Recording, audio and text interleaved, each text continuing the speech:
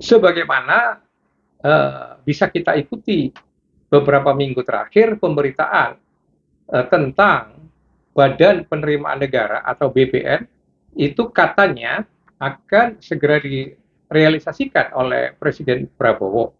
Karena BPN ini dulu memang menjadi salah satu isu dalam kampanye beliau. Ya.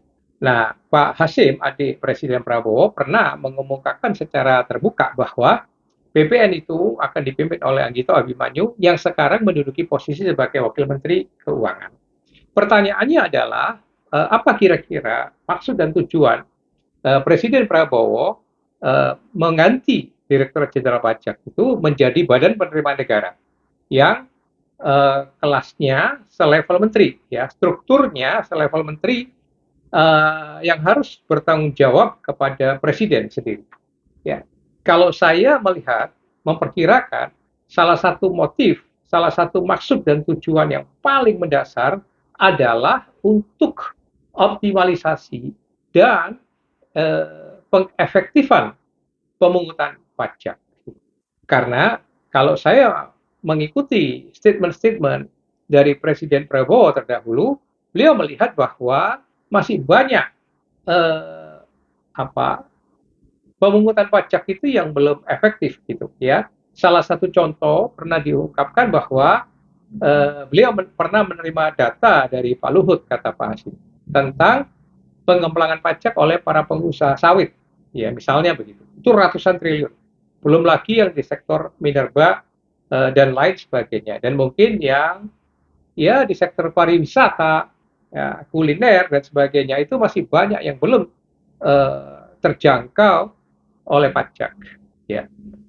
Begitu juga di PPN yang meskipun tarif 12% sekarang itu masih ditangguhkan, diberlakukan khusus untuk barang mewah, tetapi saya percaya pada waktunya beliau juga akan merealisasikan tarif 12% itu. Mengapa bacaan saya seperti itu? Ya karena program-program Presiden Prabowo, baik yang bersifat populis seperti MDG, pendidikan, kesehatan, koperasi, dan lain sebagainya, ada juga program-program yang bersifat ya, komersial, ya profit oriented, gitu, itu membutuhkan pembiayaan yang tidak sedikit, yang bahkan sangat besar, gitu. Dan sumber pembiayaan dari semua program itu pada intinya kan tidak lain adalah pajak gitu. Ya, yang sampai sekarang penerimaan bukan pajak, penerimaan negara bukan pajak itu relatif sedikit sekali.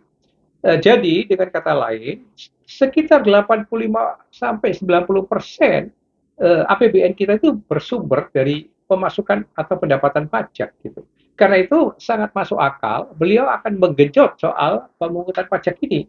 Karena eh, dengan didirikannya BPN, maka apa ya fase-fase birokrasi itu akan bisa dipangkas lebih lebih apa signifikan sehingga eh, performance dan pertanggungjawaban dari performance pemungutan pajak itu bisa langsung diawasi dan bertanggung jawab kepada beliau gitu ya karena sekali lagi program-program beliau pasti membutuhkan pembiayaan yang sangat besar.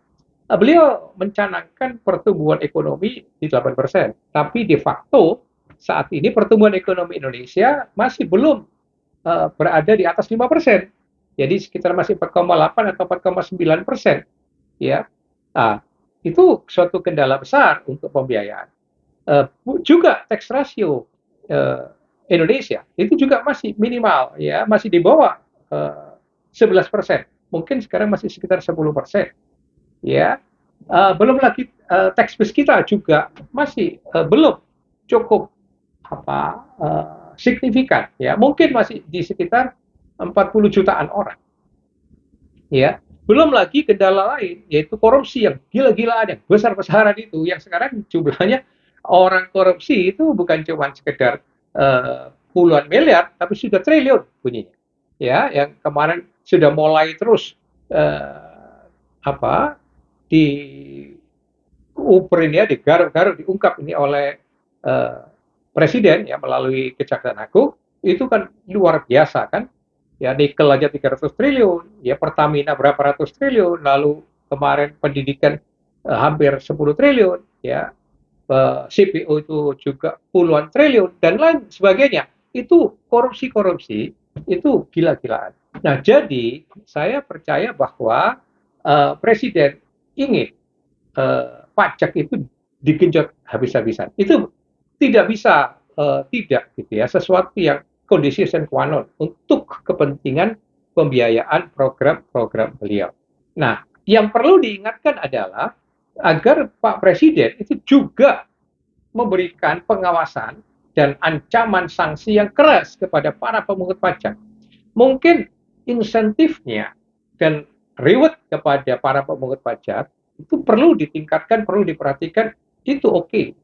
Ya, misalnya seperti hakim-hakim gajinya sudah dinaikkan 280%, itu sangat baik, gitu kan?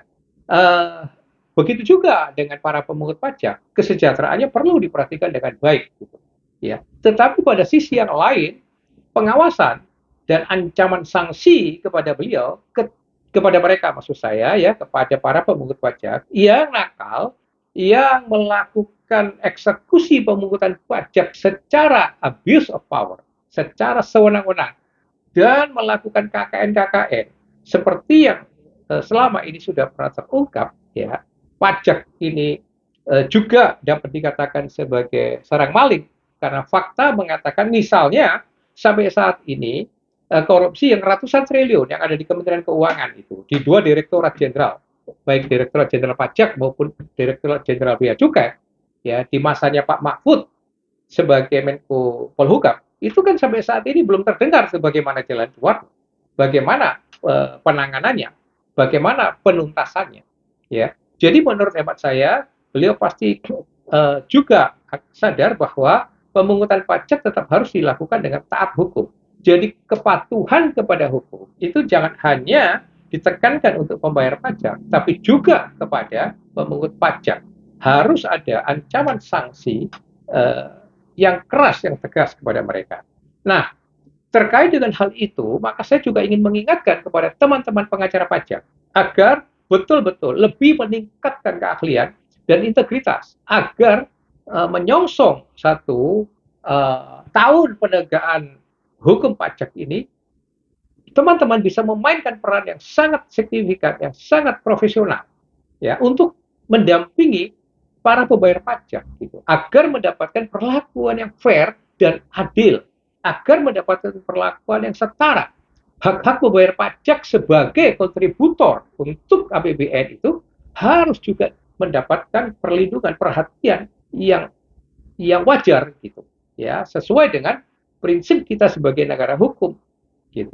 Nah, dengan demikian maka di satu sisi kita mendukung program pemerintah, agenda Presiden Prabowo yang mau mengefektifkan dan mengoptimalkan pajak untuk pembiayaan program-programnya, karena itu semua pasti tujuannya untuk kemaslahatan rakyat banyak. Tapi di sisi yang lain kita bantu juga Presiden di dalam pengawasan penegakan hukum di bidang pajak ini seefektif mungkin, seprofesional mungkin, terutama dilakukan oleh para pengacara pajak gitu. Karena tidak mungkin keseimbangan itu hanya diharapkan pada kontrol intern mereka, ya, pada lembaga komisi pengawasan pajak misalnya, tidak mungkin itu, karena kita sudah banyak contoh yang demikian nggak efektif, ya. Jadi peran pengacara pajak sangat signifikan di tahun-tahun ke depan, apalagi sebentar lagi pengadilan pajak itu sudah sepenuhnya beralih pengawasannya di bawah Mahkamah Agung. Nah, contoh ekses uh, dua ekses di dalam eksekusi pemungutan pajak, yaitu kesewenang-wenangan dan mungkin KKN tadi, itu buktinya data yang paling konkret adalah tidak kurang dari 12.000 sampai 13.000 setiap tahun perkara pajak itu ngantri di pengadilan pajak.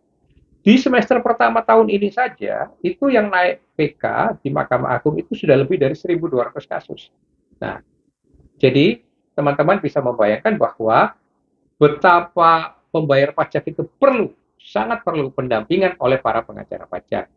Itu catatan saya terkait dengan Badan Penerimaan Negara dan eksistensi peran pengacara pajak. Salam merah putih.